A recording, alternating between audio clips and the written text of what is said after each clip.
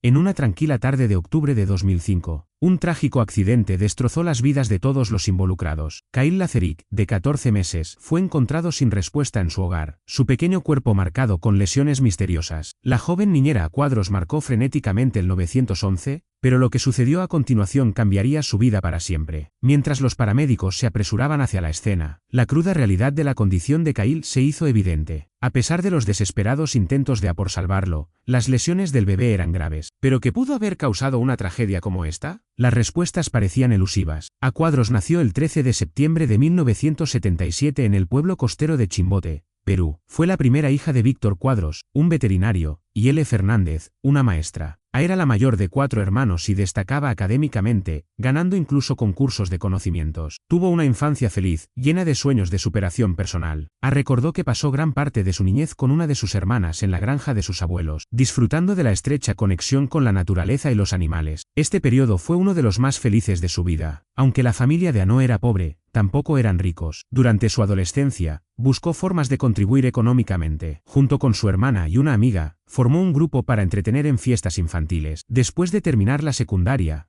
se inscribió en una universidad privada para estudiar Derecho, pero su situación económica no le permitió continuar y tuvo que abandonar. A pesar de este revés, estaba determinada a tener éxito y a apoyar a su familia. Con este objetivo en mente, solicitó una visa para Estados Unidos a través del programa de lotería. Como muchos jóvenes de Perú y otros países latinoamericanos, veía a Estados Unidos como una tierra de oportunidades y estaba decidida a mudarse allí, trabajar duro, ganar un mejor ingreso y pavimentar el camino hacia un futuro más brillante para ella y su familia. Su familia estaba encantada por ella. Vendieron algunas pertenencias y hicieron todo lo posible para reunir suficiente dinero para su viaje. Su destino era Texas, donde inicialmente planeaba quedarse con algunos parientes. A principios de 2004, comenzó a trabajar como mesera en un restaurante. Después de un tiempo, se unió a una empresa que colocaba niñeras en hogares. Así fue como conoció a la familia Lacerik. La familia Lacerik consistía en el padre Michael, conocido comúnmente como Mike, la madre Rena, su hija mayor Alisa y los gemelos Ryan y Kyle. Se sabe poco sobre los antecedentes de la familia, excepto que se casaron en 2000. Poco después de su boda, Rena quedó embarazada de su primera hija, Alisa. Apenas 4 meses después de que naciera Alisa, Rena esperaba nuevamente, esta vez gemelos, Kyle y Ryan. La pareja Lacerik quería contratar a una niñera confiable para cuidar a los gemelos cuando Rena regresara al trabajo. Alisa ya estaba acostumbrada a una guardería a la que asistía diariamente, donde había hecho varios amigos, por lo que decidieron que seguiría yendo allí. La pareja entrevistó a varias candidatas y destacó como la mejor opción. A sus 27 años, era joven, pero no una adolescente. Parecía saludable, fuerte, educada y alegre. Rena quería que comenzara inmediatamente para pasar unas semanas con ella explicándole las rutinas del hogar, dónde estaban las cosas y qué se esperaba de ella. También quería observar cómo manejaba a los gemelos, que tenían poco más de un año. La familia tenía una solicitud específica. Necesitaban la garantía de que podría comprometerse a quedarse con ellos durante 18 meses, y aceptó este acuerdo. Inicialmente se acordó que solo pasaría el día en la casa de los Lacerik, pero después de un tiempo le pidieron que viviera allí y aceptó. Desde entonces, solo salía los fines de semana para quedarse en la casa de su tío. Todo parecía ir bien. La familia Lacerik estaba satisfecha con el trabajo de A y se encariñó con ella, confiando plenamente en ella. Numerosas fotos capturaron momentos felices con la joven niñera sosteniendo a los gemelos. Sin embargo,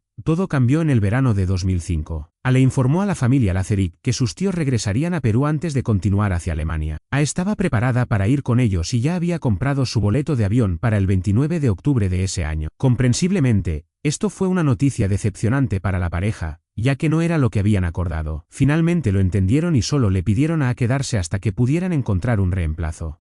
Aceptó. Pero a partir de ese momento ya no se quedaba a dormir en la casa de los Lacerik. En su lugar, regresaba cada noche a la casa de su tío y volvía temprano en la mañana. Debido al cambio de circunstancias y la inminente partida de A, la familia Lacerik programó entrevistas con varios candidatos a niñera para el miércoles 12 de octubre. Durante el día, Rena llamó a A y le pidió que preparara macarrones con queso para los niños. Cumplió con la solicitud y alimentó a los niños. Cuando Rena regresó a casa, saludó a sus hijos, vio que estaban bien, y luego entrevistó a los candidatos, pasando más de 1 hora con los niños antes de que se fueran a la cama. No parecía haber nada fuera de lo común. Sin embargo, a las 5 de la madrugada del jueves, 13 de octubre, Kyle despertó llorando, lo cual era inusual. Los gemelos generalmente eran dormilones y nunca se despertaban por sí mismos. Siempre se necesitaba a alguien para despertarlos. No obstante, Rená se levantó, fue a la habitación de los gemelos, tomó a Kyle y lo tranquilizó hasta que volvió a dormir. Luego regresó a su cama. 2 horas más tarde, a las 7:30, Mike fue a la habitación de los niños, los despertó, los abrazó y los besó antes de dejarlos bajo el cuidado de mientras se dirigía a su trabajo. Rená se despertó justo antes de las 9:30. Pasó algún tiempo con los gemelos, cambió el pañal de Ryan, se despidió de ambos, Kyle y Ryan, y salió al trabajo. Los niños estaban bien, sin nada fuera de lo común, excepto el temprano despierto. Kyle ese día, su hermana mayor Alyssa fue a la guardería como de costumbre, pero las cosas dieron un giro dramático alrededor de la 1 de la tarde,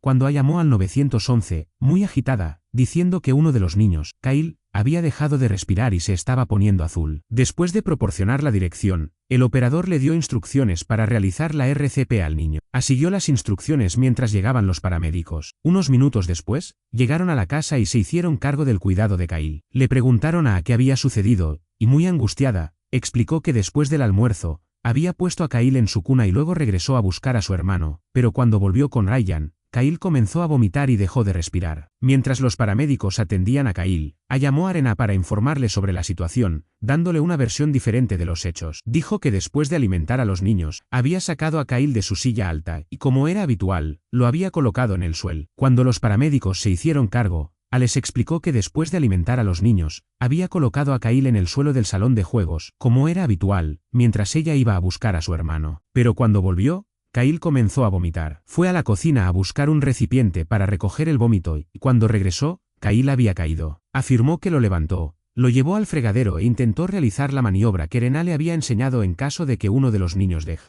También intentó realizar la RCP. Tras el tratamiento inicial, los paramédicos transportaron a Kyle al hospital más cercano. Cuando Rená llegó a la casa, la ambulancia con su hijo ya había partido, pero la policía aún estaba en el lugar. Rená tomó a Ryan, el otro gemelo, y le pidió a que los acompañara. Se dirigieron al hospital escoltados por la policía. Durante el trayecto, Rená llamó a su esposo, y se encontraron en el centro médico. Unos minutos después, los médicos decidieron transferir Kyle en helicóptero al Hospital Infantil de Dallas. Los Lacerik regresaron a su casa, dejaron a al cuidado de Ryan y se dirigieron al Hospital Infantil de Dallas. Les pidió que la mantuvieran informada sobre el estado de Kyle. En el camino al hospital, Rená comenzó a preocuparse de que pudiera estar demasiado nerviosa para cuidar adecuadamente a Ryan, así que llamó a una amiga para que asistiera a la niñera en la casa. Poco después de que su amiga llegara, visiblemente angustiada y, llorando, abrió la puerta. La amiga de Rená le pidió que le explicara lo sucedido. Según el relato de Kyle estaba de pie entre el salón de juegos y la cocina cuando de repente se desplomó. Afirmó que dejó caer un plato que estaba sosteniendo, levantó a Kyle, lo llevó al salón y le realizó la RCP. Recordó que mencionó que el cerebro de Kyle no se había desarrollado por completo y que este problema había comenzado desde su nacimiento. No entendió completamente, pero seguía hablando. Dijo que amaba a Kyle y que nunca le haría daño. Trató de calmar a la niñera, muy alterada, asegurándole que no había hecho nada malo y que era una buena persona. Mientras tanto, en el Hospital Infantil de Dallas, la familia Lacerik recibió noticias devastadoras. El médico a cargo de Kyle informó que el niño había sufrido graves lesiones en la cabeza, con múltiples moretones en la cabeza, brazo y hombro izquierdo. Un neurocirujano se reunió con los padres angustiados para explicarles que se tenía que hacer algo para aliviar la presión en el cerebro de Kyle, aunque las probabilidades de supervivencia eran escasas. Un especialista en abuso infantil, que también se reunió con Mike y Rená, sugirió que las lesiones de Kyle podrían ser consistentes con abuso. El especialista afirmó que las lesiones de Kyle eran tan graves que era como si hubiera estado en un accidente automovilístico o hubiera caído desde un 6º piso. Inicialmente, Rená no podía creerlo. Pensó que podría haber dejado caer al niño accidentalmente o que tenía miedo o vergüenza de admitirlo. Pero los médicos explicaron claramente la gravedad de las lesiones en la cabeza de Kyle y la fuerza necesaria para causarlas. Con esta información, la posibilidad de un accidente parecía poco probable. Rená llamó inmediatamente a otra amiga para que recogiera a Ryan y lo sacara de la casa. Mientras esto sucedía en el hospital,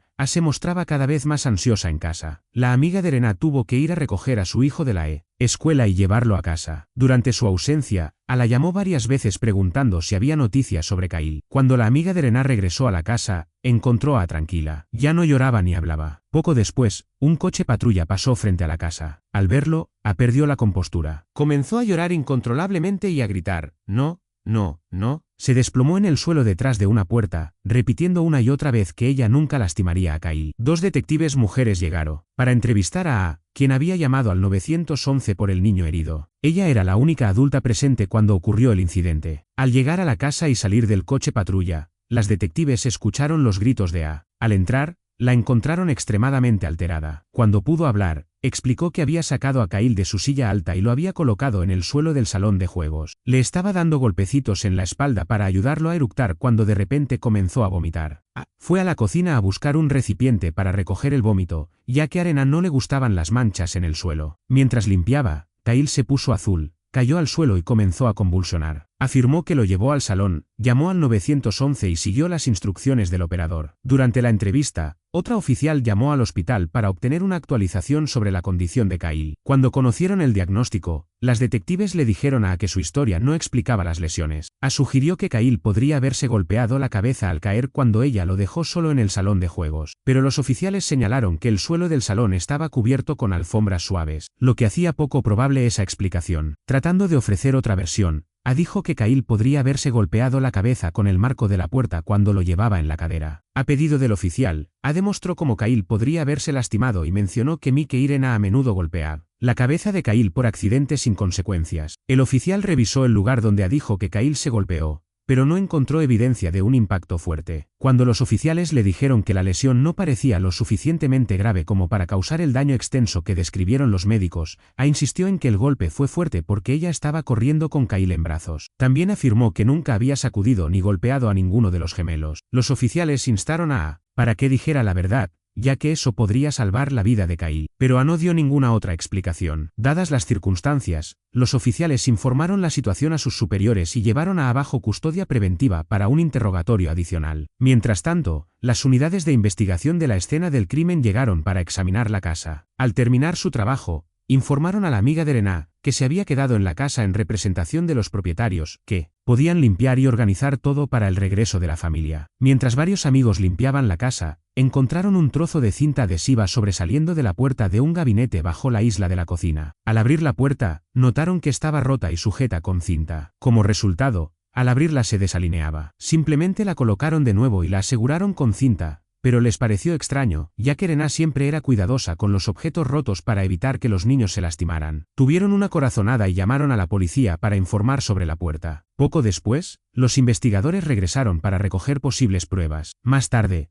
cuando se le preguntó sobre la puerta del gabinete, Irena declaró que usaba frecuentemente esa puerta y que nunca la había visto sujeta con cinta adhesiva. Para el viernes 14 de octubre, todas las esperanzas de Mike e Irena se habían desvanecido. Los médicos les informaron que Kyle tenía muerte cerebral y no tenía posibilidades de recuperación. En medio de un dolor indescriptible, la pareja autorizó la desconexión del soporte vital, tras lo cual Kyle falleció. 3 días después, el 17 de octubre, los detectives entrevistaron a en prisión, donde fue acusada de agresión premeditada a un menor. Esta vez, afirmó que el día anterior al incidente, mientras preparaba los macarrones con queso que Irena había solicitado, tenía a Kyle sentado en la encimera de la cocina y el niño cayó, golpeándose la cabeza contra el suelo. Dijo que lo levantó y revisó si tenía lesiones. Lo único que notó fue enrojecimiento en su oreja y en el lado derecho de su cabeza, por lo que aplicó compresas frías y le dio un analgésico. Cuando los interrogadores preguntaron por qué no había contado esto a los otros oficiales, dijo que pensaba que no le creerían. Mencionó que no se lo dijo a Irena porque cuando ella llegó del trabajo, se quejaba de un fuerte dolor de cabeza. Dijo que Irena sufría de migrañas y le había pedido que apagara las luces y mantuviera la casa en silencio. Los interrogadores preguntaron si ella había caído con el niño, lo cual negó rotundamente. Durante ese interrogatorio, se enteró de que Kyle había muerto y lloró durante el resto de la entrevista. Fue presentada ante los tribunales, donde un juez la acusó de homicidio agravado y fijó una fianza de $750.000, una suma inalcanzable para su familia, por lo que permaneció bajo custodia hasta el juicio. En ese momento, la policía indicó que podría ser acusada de acciones premeditadas que podrían conllevar la pena de muerte. El caso de la muerte de Kyle fue a juicio en la segunda mitad de 2005. El médico que examinó a Kyle en el Hospital Infantil de Dallas testificó que cuando recibió al niño, ya estaba inconsciente. Describió múltiples hematomas en el lado derecho de la cabeza de Kyle, así como moretones en el lado izquierdo de su cabeza, en su hombro y ambos brazos. Además, había 2 pequeñas hemorragias que formaban hematomas en la sien derecha. Kyle tenía 3 áreas principales de hematomas en la cabeza, lo que indicaba 3 impactos distintos. Añadió que los moretones eran relativamente recientes, uno posiblemente de entre 12 a 16 horas de antigüedad.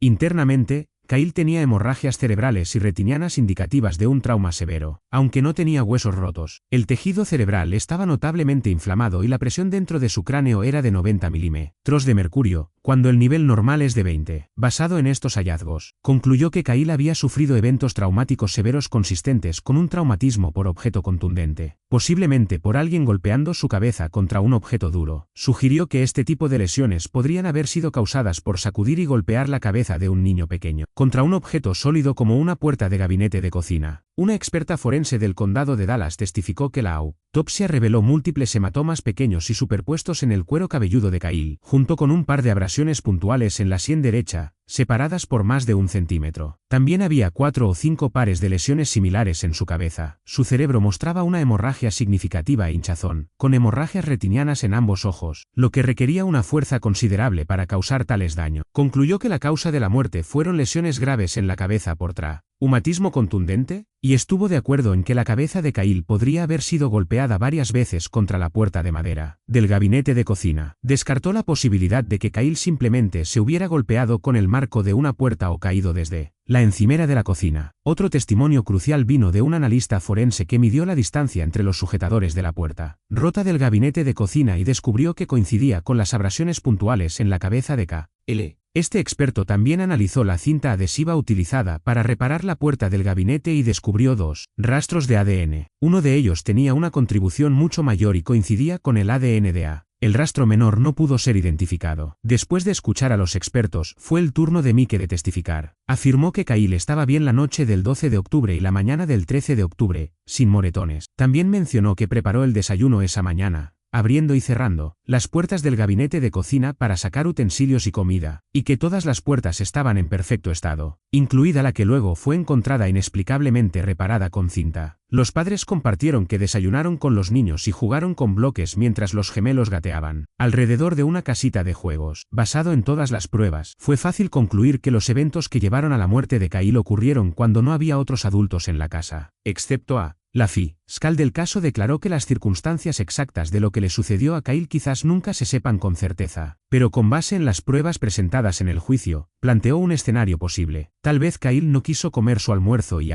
sintiéndose frustrada o distraída viendo una telenovela, lo sacó de su silla alta sin notar que la puerta del gabinete estaba abierta. La fiscal especuló que la rabia de A pudo haber provocado un ataque violento a la cabeza de Kyle, usando la puerta del gabinete hasta que se rompió, dejando marcas en el niño con los tornillos de la puerta. Tras todos los testimonios y los alegatos finales, el jurado deliberó. Al regresar, encontraron a Cuadros culpable de asesinato capital de un menor de 6 años. Al leerse el veredicto, la madre de A.L. Fernández, quien había viajado desde Perú cuando su hija fue arrestada, se levantó y gritó que liberaría a porque era inocente. Proclamó que no había pruebas para condenar a su hija y prometió iniciar una apelación. Después de que los miembros del jurado se retiraron, los padres de Kyle mostraron fotografías y vídeos de su hijo fallecido, relatando sus breves 14 meses de vida, desde su nacimiento hasta la última foto tomada días antes de su muerte. Los miembros de la familia hablaron sobre Kyle, mientras otros simplemente no podían dejar de llorar. A fue sentenciada al año siguiente, en 2006, a cadena perpetua sin posibilidad de libertad condicional. Para A y su familia, rendirse no era una opción. Sus padres iniciaron de inmediato una campaña para apelar la sentencia, argumentando que la condena de A se basó en prejuicios raciales y una defensa pública ineficaz. Sin embargo,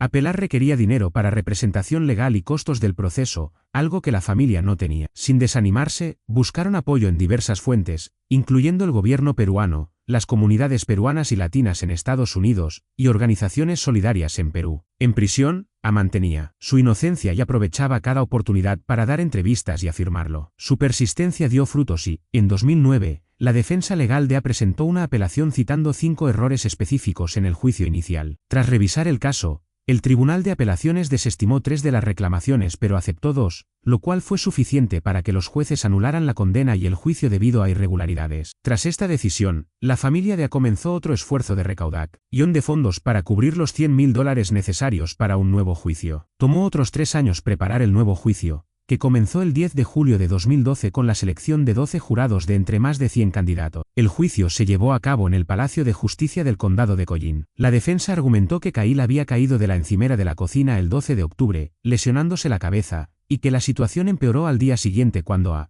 corriendo con el niño en brazos, accidentalmente golpeó su cabeza contra el marco de una puerta. Esta vez, la defensa presentó el testimonio de un experto forense con 40 años de experiencia. Él sugirió que algunos de los moretones de Kyle podrían haber sido causados en el hospital durante la inserción de catéteres para evaluar la hinchazón cerebral. La fiscalía impugnó ferozmente este testimonio. David Gardner, un empleado del fabricante de gabinetes de cocina, también testificó para la defensa. Propuso explicaciones alternativas para la puerta rota del gabinete, aunque no descartó por completo que la cabeza de Kyle pudiera haber sido golpeada contra ella. Un momento conmovedor del juicio fue el testimonio de Mike, donde describió los últimos 2 días de Kyle conectado a numerosos tubos y máquinas, siendo finalmente desconectado del soporte vital y muriendo en los brazos de sus padres. La defensa argumentó que no había suficiente evidencia para condenar pero la fiscalía destacó los hallazgos médicos y las numerosas veces que cambió su versión de los hechos. Al concluir las sesiones, el jurado deliberó durante 5 horas, solicitando incluso escuchar nuevamente las grabaciones de las llamadas al 911. Finalmente, encontraron una vez más a Cuadros, entonces de 33 años, culpable de asesinato capital y la sentenciaron a cadena perpetua sin posibilidad de libertad condicional. De regreso en prisión, se unió al equipo de voleibol del penal, aprendió braille y ganó un concurso de arte con un dibujo de la Virgen María, que subastó para recaudar fondos para una nueva apelación. Desde su celda, mantiene su inocencia, con el espíritu intacto, mientras ella y su familia continúan su lucha por una apelación, buscando una oportunidad para demostrar lo que creen que es la verdad.